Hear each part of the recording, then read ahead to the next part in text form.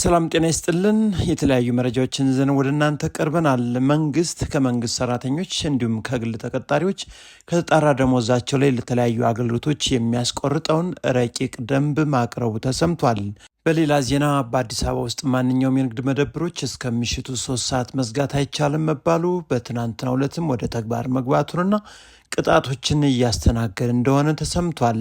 እንዲሁም የአትሌት ኃይሌ ገብረስላሴ ቦታ በሊዝ ለጨረታ መቅረቡ ተሰምቷል። በተጨማሪም የግል የፋይናንስ ተቋማት የብድር ወለድ መጨመራቸው ተሰምቷል። እነዚህን ሌሎችን መረጃዎች አብራችሁ ትቆዩ ትሰማላችሁ። ወደ መረጃው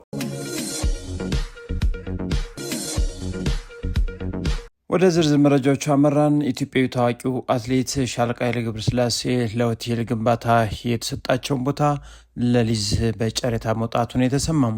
ሻለቃ ኃይሌ ገብረስላሴ ለሆቴል ግንባታ ተረክበውት የነበረው ቦታም የሊዝ ጨረታ ወጣበት ሲል የጉራጌና የወልቂጤ ከተማ አስተዳደር ቀደም ሲል ተፈራ ሆቴል ተብሎ ይጠራ የነበረውን ሆቴል በማፍረስ ለሻለቃ ኃይሌ ገብረስላሴ ለሆቴል ግንባታ ካለ ጨረታ ያስረከበ ቢሆንም ሻለቃ ኃይሌ ገብረስላሴ ወደ ግንባታ ሊገባ እንዳልቻለ ተናግሯል።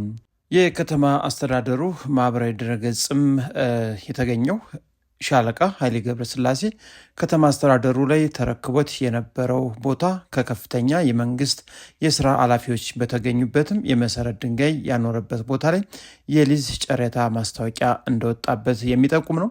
በጨረታ ማስታወቂያው ላይም እንደተገለጸው በማዕከላዊ የኢትዮጵያ ክልል የጉራጌ ዞን ዋና ከተማ በወልቂጤ ከተማ አስተዳደር ቀደም ሲል ተፈራ ሆቴል ተብሎ ይጠራ የነበረው በከተማው መሀል ላይ የሚገኘው 5333 ካሬ ሜትር ስፋት እንዳለውም ገልጿል።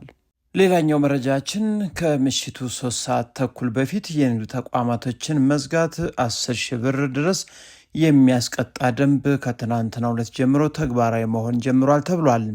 የአዲስ አበባ ከተማ ካቢኔ በአዲስ አበባ ከተማ አስተዳደር የአስፈጻሚ አካላትን ስልጣንና ተግባር እንደገና ለመወሰን በወጣው አዋጅ ቁጥር 84/2016 አንቀጽ 94 መሰረት ይህንን ደንብ ማውጣቱን የተነገረው። በደንቡ መሰረትም በአዲስ አበባ ንግድ ቤቶችና ትራንስፖርት አገልግሎት ሰጪዎች እስከ ምሽት 3 ሰዓት ተኩልና 4 ሰዓት አገልግሎት የመስጠት ግዴታ አለባቸው ተብሏል። በተጨማሪም በምሽት ክፍለ ጊዜ የመግቢያ በሩን ዝግ በማድረግ አገልግሎት የሚሰጥ ከሆነ የንግድ ተቋሙ ለአገልግሎት ክፍት መሆን የሚያሳይ በመብራት የሚሰራ ምልክት በግልጽ በሚታይ ቦታ ላይ ማስቀመጥ እንደሚኖርበትም በደንቡ ላይ ሰፍሯል። ይህን ደንብ በመተላለፍ የንግድ ተቋምን ከ3 ሰዓት ተኩል በፊት የዘጋም ለአንድ ጊዜ የጥፋት መጠን የ10,000 ብር ቅጣት ይጠብቀዋል የተባለው። በተጨማሪም ከምሽቱ 4 ሰዓት በፊት የትራንስፖርት አገልግሎት ማቋረጥ፣ ከስምሪት መውጣት አሊያም የስምሪትን መስመር ማቆራረጥ 5,000 ብር እንደሚያስቀጣም ተገልጿል። የከተማ አስተዳደሩ ካወጣው የትራንስፖርት አገልግሎት ታሪፍ በላይም ተሳፋሪውን ማስከፈልም በተመሳሳይ የ5,000 ብር ቅጣት እንዳለው ነው የተሰማው። ወደ ሌላኛው የዕለት መረጃ ስናመራ ደግሞ የመንግስትና የግል ሰራተኞች ከደሞዛቸው ለአደጋ ስጋትና ክፍያ እንዲፈጽሙ የሚያስገድድ ረቂቅ አዋጅ መቅረቡ ተሰምቷል። ባንክና ኢንሹራንስን ጨምሮም በርካታ አገልግሎቶች ላይ ያሉ ክፍያዎች እንደሚፈጽሙ ተነግሯል። የሚጠበቅባቸውን ክፍያ በወቅቱ ገቢ የሚያደርጉ ወለድና ቅጣትም እንዲከፍሉ ይደረጋሉ ነው የተባለው። የኢትዮጵያ አደጋ ስጋትና ስራ አመራር ኮሚሽን ራሱን የቻለም የፌዴራል መንግስት አስፈጻሚ አካል ሆኖ እንዲቋቋም በቀረበው ረቂቅ አዋጅ የመንግስትና የግል ድርጅት ተቀጣሪ ሰራተኞች ከሚከፈላቸው የተጣራ የወር ደመወዝ ላይ ክፍያ እንዲፈጽሙ የሚያስገድድ ድንጋጌ ተካቷል። የህዝብ ተወካዮች ምክር ቤትም መጋቢት 9 ቀን 2017 ዓ.ም ባደረገው መደበኛ ስብሰባ የምክር ቤት አባላት በረቂቁ ላይ ለ8 ደቂቃ ከተወያዩበት በኋላ ለምክር ቤቱ የውጭ ግንኙነትና ሰላም ጉዳዮች ቋሚ ኮሚቴ ለዝርዝር እይታ ተመርቷል።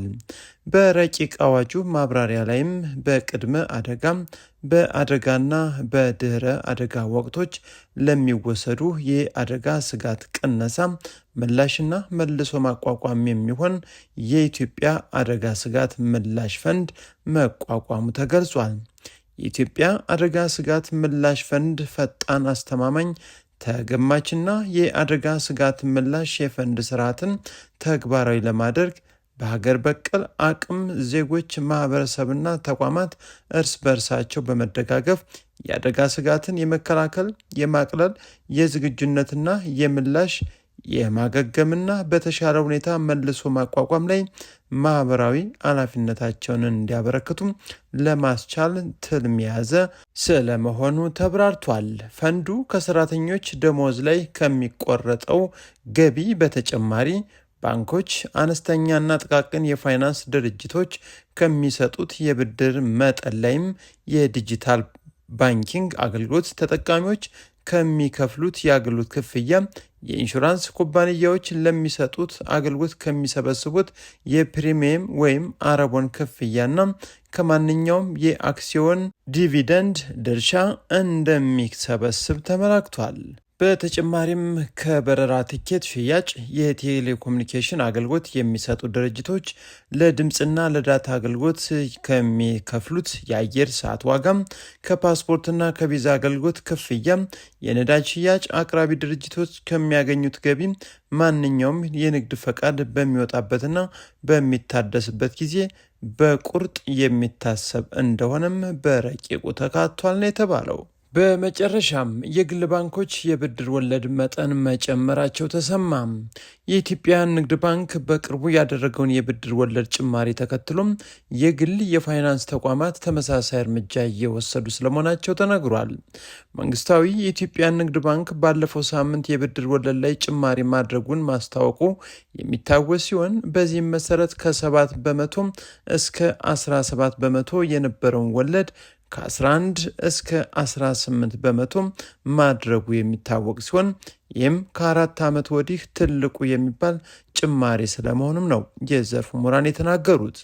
ታዲያም የኢትዮጵያ ንግድ ባንክ ውሳኔውን በመመልከት የግል ባንኮችም በብድር ወለዳቸው ላይ ማስተካከያ እያደረጉ መሆኑ ሲገለጽ፣ አንዳንድ ባንኮች እስከ 23% የሚደርስ የብድር ወለድ መጠን እያስቀመጡ መሆኑን የሚጠቅሱት የተለያዩ ይህም በፋይናንስ ዘርፉ ላይም ተጽዕኖ ሊያሳድር እንደሚችል አስረድተዋል።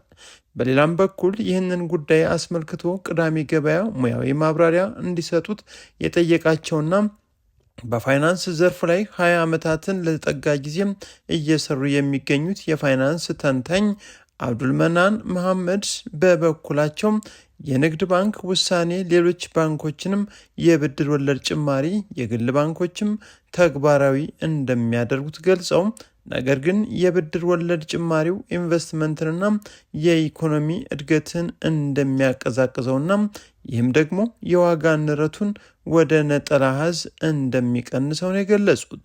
በሌላ በኩል ቅዳሜ ገበያ ያነጋገራቸው የፋይናንስ ባለሙያም አብርሃም ተሬቻ በበኩላቸው የኢትዮጵያ ንግድ ባንክ ውሳኔ ብድር የወሰዱትን ቢዝነሶች የተጨመረባቸውን የብድር ወለድ ለመመለስ ሲሉ አገልግሎትና ምርቶቻቸው ላይ በሚያደርጉት የዋጋ ጭማሪ የተነሳ የዋጋ ንረትን እንደሚያባብሰው ነው ያነሱት። የፋይናንስ ባለሙያው አብርሃም አክለውም በሀገሪቱ ሰላም እንዲሰፍን ከተደረገም ኢንቨስትመንት ይነቃቃል፣ ብድር የወሰዱት የቢዝነስ ባለቤቶችን ከቦታ ቦታ እንደ ልብ ተንቀሳቅሰው መስራት ስለሚችሉም በፍጥነት ብድራቸውን መመለስ እንደሚችሉና ኢኮኖሚውም በተሻለ አፈጻጸም እንደሚንቀሳቀስ በሰፊው አስረድተዋል። ለዛሬ ያቀረብናቸው መረጃዎቻችን እስካሁን ይመስሉ ነበር። መልካም ጊዜ